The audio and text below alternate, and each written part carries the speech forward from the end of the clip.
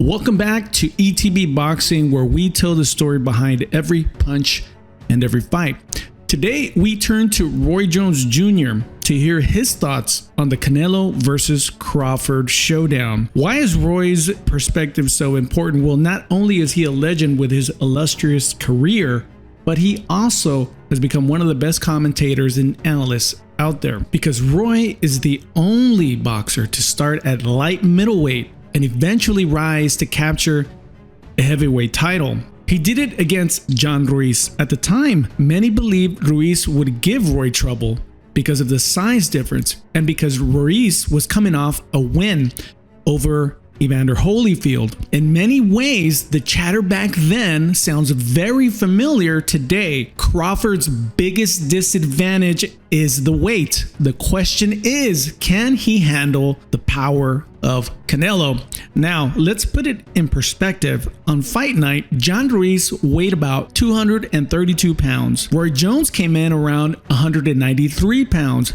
That's nearly a 40-pound difference inside the ring. Before we listen to Roy's take on Canelo versus Crawford, let's revisit that historic night when Roy Jones Jr. made history and proved a smaller, great fighter can beat the bigger, good fighter.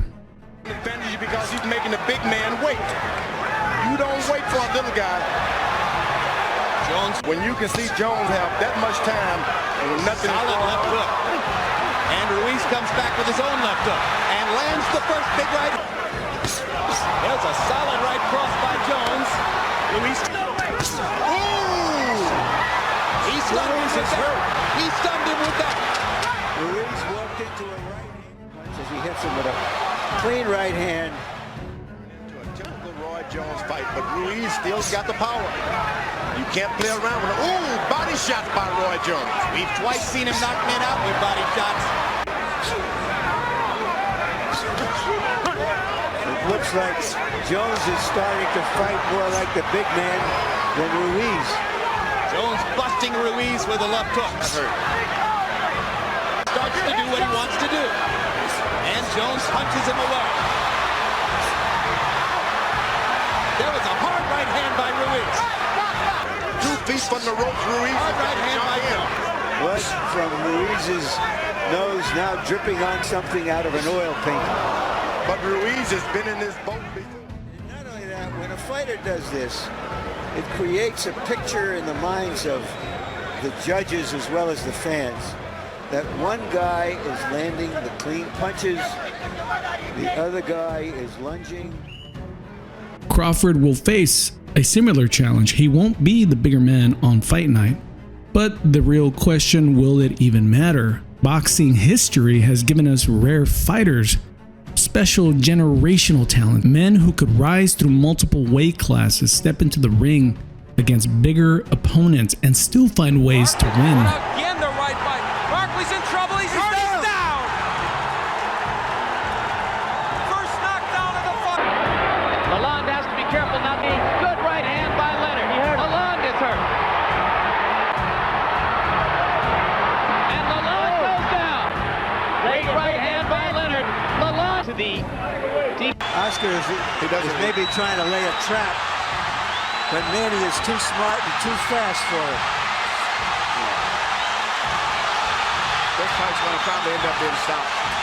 Each of them proved greatness isn't just about size, it's about skill, it's about timing, it's about finding a way to be special no matter who's in front of you. Can he be great at 168 and dethrone Canelo Alvarez? Whether he will be remembered as one of the greatest Mexican boxers or a great Mexican boxer who was defeated by the greater, smaller man. If you made it this far, I really appreciate it. But before we get into the Roy Jones breakdown, click like and subscribe to the channel if you're enjoying the content. Now let's get into what Roy has to say about the fight. And this interview was conducted through Ring Magazine. If Canelo fights the absolute correct fight that he can fight, the only correct fight that he can fight, he does have a chance, and I think he could be victorious. If he doesn't fight the one way that he can only fight to win it, Terence Crawford has 6 ways he can win it. And my money will go on a man who has 6 ways to win it over the man who has one way of winning. So you think Canelo has to kind of fight the perfect fight, right? If he don't, he in trouble. If he does, he should be all good. Let's kind of go, let's talk about the weight a little bit, right? Because we all know everything you accomplished as a heavyweight. What is Terence dealing with right now? I don't think Terence dealing with much of anything, because Terence did like I did as a heavyweight. He bulked up to the weight. He been dealing with super middles and light heavyweights in training. If you can deal with them in training, you can deal with them in the fight. So the weight should not even be an issue.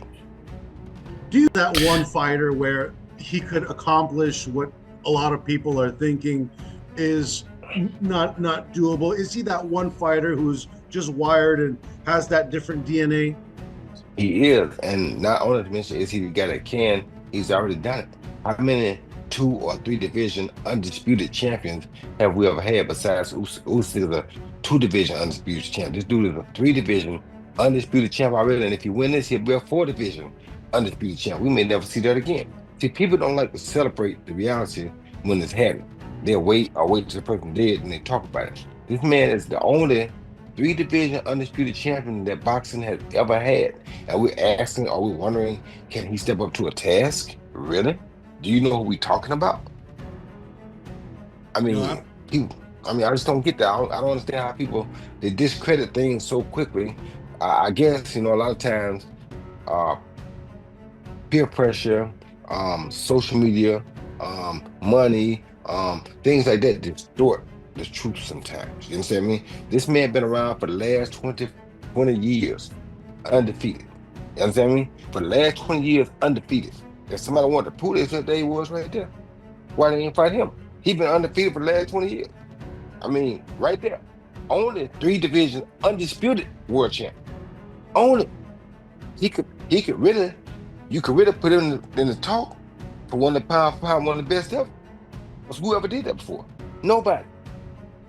And just like you, I've had a chance to talk to a lot of people, and it's that saying, right? A good big guy beats a good small guy, and that's the phrase that's been thrown around. Could you just tell me what it feels like to be hit by the bigger guy? What's Terence going to be experiencing in the ring when he faces Canelo's power?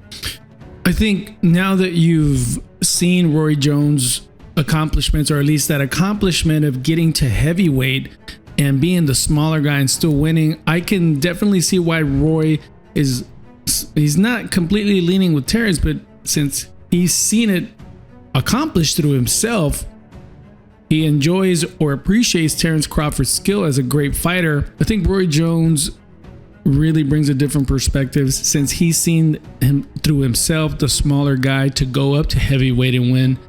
I think it's easier for him to imagine it, and I think us as spectators or observers, sometimes the sport of boxing can be, what have you done for me lately? But Terence is undefeated, and he has been undisputed in 3 weight classes, and sometimes we do underestimate that. Let's continue hearing what Roy Jones says. A good big guy does beat a good bad guy, but a great little guy, does beat a great small guy, but a great small guy beats a good big guy. We might be talking about a great small guy here. We'll find out after this fight, but we might be talking about, which I think we already are, but I think we're not talking about a good small guy. I think we're talking about a great small guy. You understand me? So this great small guy, like you saw with me, a great small guy can do anything. And I think from what I'm gathering, and I think what Roy Jones Jr. is saying, only a great little guy, one of the greatest. And I think if Terence Crawford does beat Canelo on September and fight night, I think he'll be considered one of the greatest. Let's take another look at another take Roy Jones. Sorry, we'd be wrong, Roy, to not ask you. It's a hot topic right now, just switching gears. Bud, Canelo, done deal. Looks like the fight is signed. What's your thoughts on this fight, man? Man, it's a great fight for boxing. I know people don't agree with it, but if Canelo fights one inkling of the wrong fight, he gonna lose. If he comes out and fights the right fight, it's gonna be a tough one. So right now, I think it go be either way, but it depends on what type of fight Canelo fights. You've been a guy that's in the weight class. How do you think Terence Crawford should handle the weight? Should he come in lighter? Should he come right around the weight limit? Come in as big as he can get. If you get to the weight limit, because there is a weight limit, get to the weight limit. We haven't seen you since the world tour of Canelo versus Crawford. I was out in Riyadh. We had the American press conference too. What do you make of the build-up so far? There's some pushing and shoving going on. The weight difference is a big factor as well. I pay no attention to the pushing and shoving. I pay no attention to the weight factor. What I pay attention to is the skill level that both guys show in and out of the ring. And what I'm seeing is I see a hungry Crawford, a Crawford that has been looking for the opportunity for a long time, finally getting the opportunity, and really ready to grab the opportunity. And with Canelo, I see a guy who, not necessarily hungry, but loves to entertain, loves to give us the big fights. Always tries to give the big fights. He finds a way to give us big fights. Not gonna always win them, but he always tries to give them to us. So he'll be a guy that, if he shows up and does the exact right thing, he can win the fight. If he don't do the right thing, which I don't see him doing, I don't know why he would at this point in his career. I don't know. It'll all be predicated upon how well Terence can take his punch. Yeah. You said you don't think, you don't. Why? When you know how to box, when you're as skillful as Terence Crawford is, weight don't really matter much. Only thing that matters with the weight is can you take the punch. And I'm sure you've been sparring with super middles and light heavies, so I'm sure you probably can take the punch. So that's the only thing when you got skill. Now if you don't have a skill, you can't take the weight, take it up, because you're gonna lose your punch, you're gonna lose everything. And when you got skill, all your stuff that you have goes up with you. You talk to the GOAT, I went out with a heavyweight. No, it's a... So what do you think? Do you think Terence Crawford will be able to take Canelo's punch?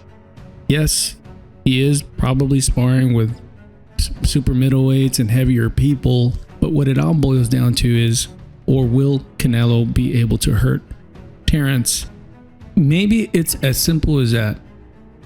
Everybody's talking about skill level, who's better than who, but maybe it all boils down, as Roy Jones says, can he take Canelo's punch?